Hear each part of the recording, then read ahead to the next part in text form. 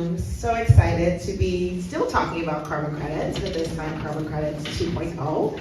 We talked a little bit about the market there towards the end and even name checked some companies that some of our panelists have worked with, so I'm really excited about this one. So now we're talking about nature-based solutions and like how those go into play as we look at the voluntary carbon market. And so I have with me Tate, who's the CEO of Catona, which is a climate finance company that's helping businesses everywhere really figure out how to take all their climate pledges to actual action through nature-positive, investments, nature-based solutions. Hey, look, this is, my day's half off. And then also Natsuru, who's all the way from Japan, Yeah, Tokyo. Tokyo, okay, came in. Hey, come and get a hey, that's kind of far. And he's at Mitsubishi Corporation who leads their investments in nature-based solutions. So lovely to have you both here today. All right, so talk to us. Could you share a bit more, because I gave a quick overview about you and what you do in your role and how that ties in and why you guys thought it was so important for us to have this conversation today. Maybe I'll start with you and then Tate. Yeah, thank you. So again, is it on? Here. Hello? We can hear. Hi, my name is Natsuru. Japanese name can be tricky, but to remember my name, think of the word net zero. Yeah, and so I lead investments in nature-based solutions, and I focus on both compliance and voluntary carbon markets using nature-based solutions. And prior to my current role, my professional background is mainly in the energy business, including the areas like marketing and operations and finance and investments.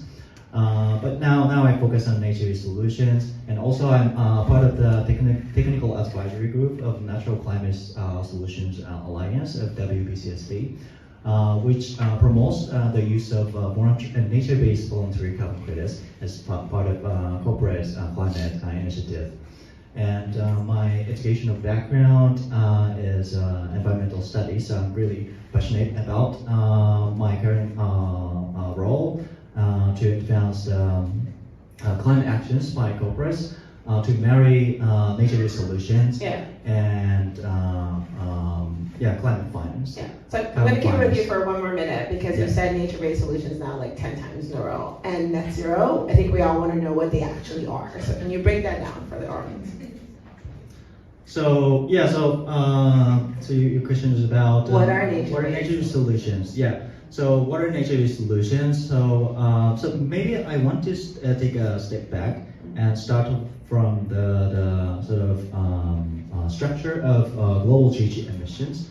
According to IPCC, the global GHG emissions today is about 60 gigatons, of which about 11% are coming from CO2 emissions from land use and forestry sector. And about 7% is coming from methane emissions from rice cultivation and livestock. And about 2% are coming from nitrous oxide, which is like more than 200% potent than CO2 in terms of GHG potential. So in summary, about 20% is related to the emissions that can be addressed by nature-based solutions. And what is nature-based solutions? So nature-based solutions are about restoring and conserving natural ecosystems through activities like forest conservation and restoration, and also regenerative agriculture and also grazing practices. Okay, awesome, thank you. All right, Tate, so now to you. Again, if you could tell us a little bit, because he talks about these really interesting nature-based solutions, and I know you're working on some projects that are tied to this, like we talked about, so give us a bit more context. Yeah, for sure. Did we get shut down early? No, it's just, I'm having issues with the clickers, but it's working on this side. Okay, cool. Hi gang, I'm Tate. I'm gonna start with a confession that I have the privilege of being the CEO of a company focused in the carbon market, and I'm a 3-year and counting carbon newbie. It's been an incredible learning journey. I wanted to start there because it's not just about folks with PhDs. It's not just about folks who've been in the market for 10 years. There is a role that people can play in the voluntary carbon market without having an incredible background in the space. I joined 3 years ago as the Chief Commercial Officer at Catona. Again, zero experience in carbon credits. If you talk to me about scope 1, 2, and 3, I would have thought you have been talking about the mouthwash. But what I did bring was almost 20 years in partnerships, working primarily at American Express and Meta, working with companies around the world to build and scale products and businesses. That I found was incredibly important for the VCM. The entire voluntary carbon market is predicated on companies that have very different backgrounds, different commercial models, different experiences in terms of their employees working together and scaling a very complicated market to address climate change. So Catona's had a little bit of success in our ability to build partnerships successfully, which we'll talk about in a little bit. Yeah, but Tate, so 3 years ago you learned about BCM, carbon credits. The market itself has evolved like 3 times since then. Yes. So why does it keep doing that, and where does it need to actually go to scale this thing? So we have a slide. The other one with the bullets. This is a struggle, but I'm working on it. Here you are. Cool. And I'm gonna have to peek to make sure that I keep on track and that was my points. So this is a lot on one slide, trying to cover the voluntary carbon market and its evolution in the last few years. But there have been a handful of things that have happened that have been really exciting. The first is increased demand. So a boom in the number of companies that are participating. A lot of the folks earlier in the sessions have talked about this. Why are companies now starting to participate? Why is the demand for carbon credits going up? One is pressures that businesses are facing. Sorry, Beth is calling them. Yeah. Some of them are internal, so it's your customers, it's your employees. Some of them are external, it's regulators, it's the government in the country in which you're operating. Companies are feeling it. You cannot just sit still. So what does action look like? Starts with measurement, which the guys just talked about before, so understanding your footprint, then decarbonizing. Basically just means reducing your footprint based on your value chain, based on the way that you operate as a business. How do you reduce your own footprint? But most companies understand you cannot stop there. If we only decarbonize, we will not hit that 1.5 degrees Celsius goal that you saw in an earlier slide. So these companies understand that they have to do things incremental to decarbonization to remove carbon. The voluntary carbon market is an incredible tool, and that is becoming more and more known. And companies are setting net zero targets, which essentially means I'm going to report my emissions, I'm going to reduce my emissions, and what I can't reduce, I will use carbon credits to reach net zero. Net zero. Yeah. And so inherently, if you set a net zero target, you have to be participating in the voluntary carbon market. We'll talk a little bit about what that, actually, I think that's maybe our next point. Yes, from near-term, short-term purchasing to long-term forward offtake. That's okay. Here me Creek and Lane. And so this is in the prior session. You're seeing companies that are making net zero targets, basically saying in 2030, in 2040, I will need high-quality carbon removals to offset what I cannot reduce. And so we're seeing companies like the Microsofts of the world do what's called forward offtake agreements, which is basically saying, I'm going to start to source carbon credits today from projects that haven't produced them yet. So I'm going to support a reforestation project or a regenerative agriculture project. Those carbon credits will issue in 3 years, 5 years, 10 years, 15 years. And at that point, I will pay for the carbon credit. So we're seeing a shift in the way that companies are contracting and sourcing carbon credits. Yeah, is that kind of like what Ted was talking about on the other Exactly. about future? Yeah. Awesome. So Natsuru, you have the perspective of the finance here, right? You're where the money's coming from. So how do you look at the market right now, and what are you most excited about? Yeah, how do I look at the capital markets? So so from investors' perspective, what are important are essentially 2 things. The first is the demand signals, and also the second is the market maturity regarding the rules and structure of the market. And also, I think people can get confused about different types of capital markets. There's different mixtures and initiatives around the globe. But if I simplify, there are only 3 types of capital markets.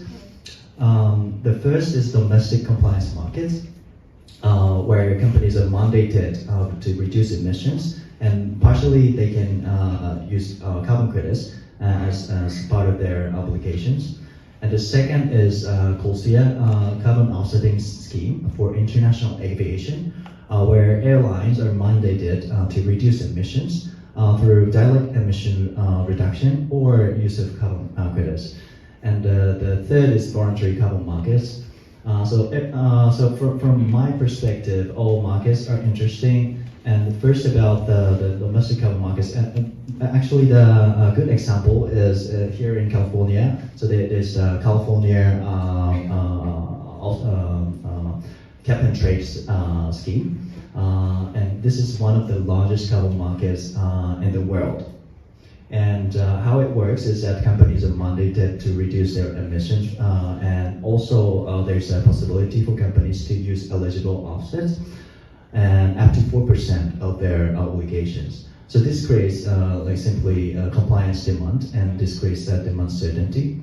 And second about COLSIA, so actually the phase 1 of COLSIA has started for 3 years, and aviation sector is basically required to keep their emissions to 85% of baseline emissions in 2019.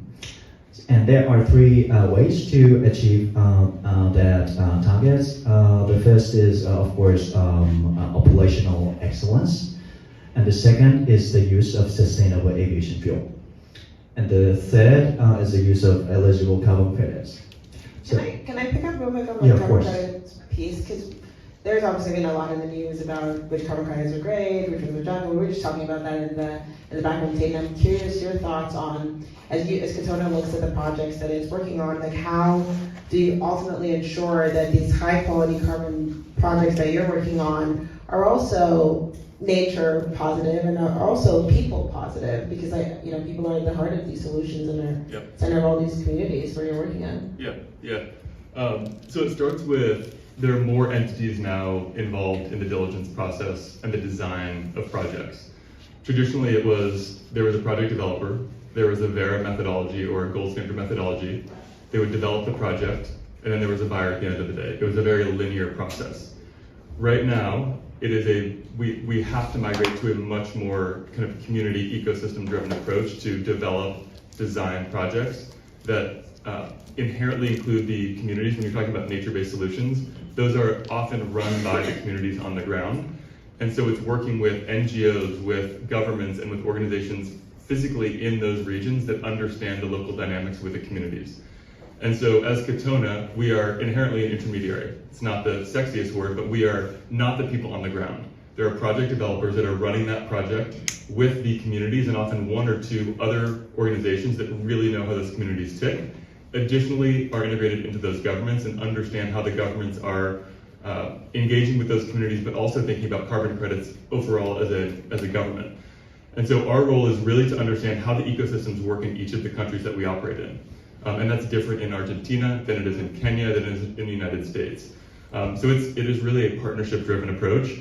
The other thing that we are doing is working with the registry. So we have a carbon team that are the experts, not me, but folks that understand how methodologies are written, and basically being another layer of diligence on top of what the registries already require.